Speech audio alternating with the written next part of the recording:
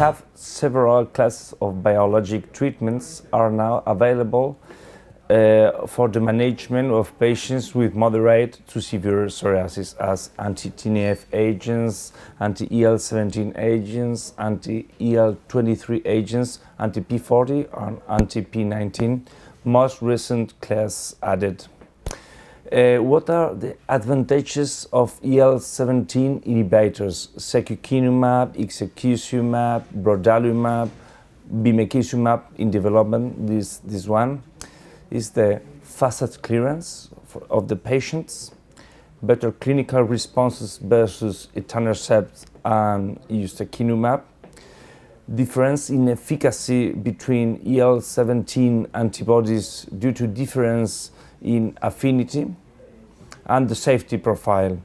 There are some class concerns related to higher risk of mucocutaneous candidiasis or inflammatory bowel disease, but these adverse events seem manageable. And what are the advantages of IL-23 P19 inhibitors as guselkumab, tildrakizumab, risankizumab or mirikizumab? We have head-to-head comparisons versus adalimumab, etanercept, ustekinumab and secukinumab too. We achieve high efficacy rates, PASI 90 at week 16 and week 52. The sustained effect, drug effect, the stability of response, low dosing frequency, and the safety profile is very good.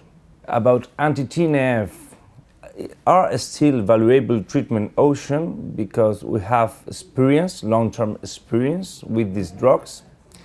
The special population as pregnancy, HIV patients with acceptable profile in these patients, special subtypes as palmoplantar pustular psoriasis, inflammatory bowel disease, and the recent biosimilars of infliximab, adalimumab, etanercept. We have biosimilars. And what about small molecules? There are important therapeutic options as apremilast and tyrosine kinase inhibitors, anti-TYK2 inhibitors on the horizon with good results in phase 2 clinical trials. Other thing about novelties in therapeutics is the latest trials on the effect of biotherapy on cardiovascular in psoriasis by Nihal Mehta. Psoriasis is a systemic inflammatory disease associated with vascular inflammation. Recently, Nihal Mehta group described the high-risk coronary plaque is favorably marked or modulated following biologic therapy for skin disease and psoriasis. Coronary plaques improves following biologic therapy, and this is very, very important. He covered the background of heightened subclinical vascular disease in psoriasis, as well as aspects on how psoriasis treatment changed this subclinical vascular disease.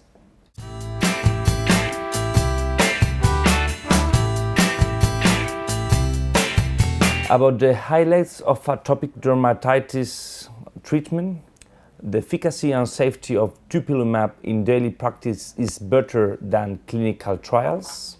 The significant progress in the development of other anti-IL-13 in research phase, tralokinumab, lebrikizumab, oral JAK inhibitors as upadacitinib, baricitinib, or abrocitinib, and topical JAK inhibitors as dagocitinib or ruxolitinib.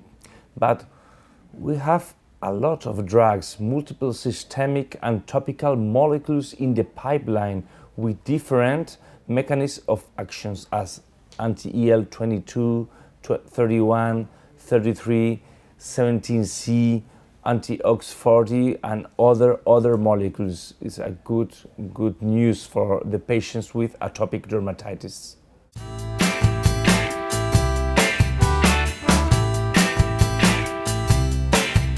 SPIN 2019 participants have known better the new molecules in psoriasis and atopic dermatitis.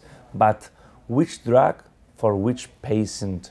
We have more and more new drugs, and this is difficult to choose.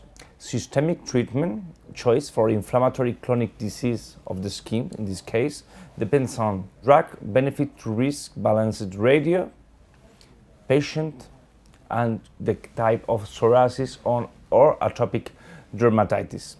With expert clinical opinion, we can identify the profile of biologic target therapies in psoriasis, anti-TNF, ustekinumab, anti-IL-17, anti-IL-23, and oral and small molecules.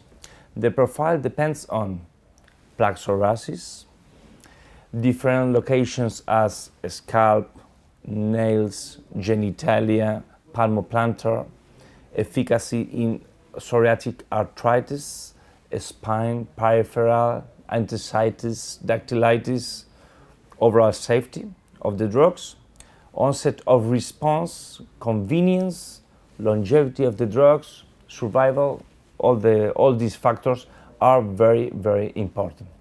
But it's important too, it is absolutely necessary to include patient-reported outcomes in our consultations to allow physicians to better understand patient symptoms, to enhance shared decision-making, to enhance workflow efficiency and save time when they're used regularly, these patient-reported outcomes, and finish to facilitate conversations with the patients that might not otherwise have taken place.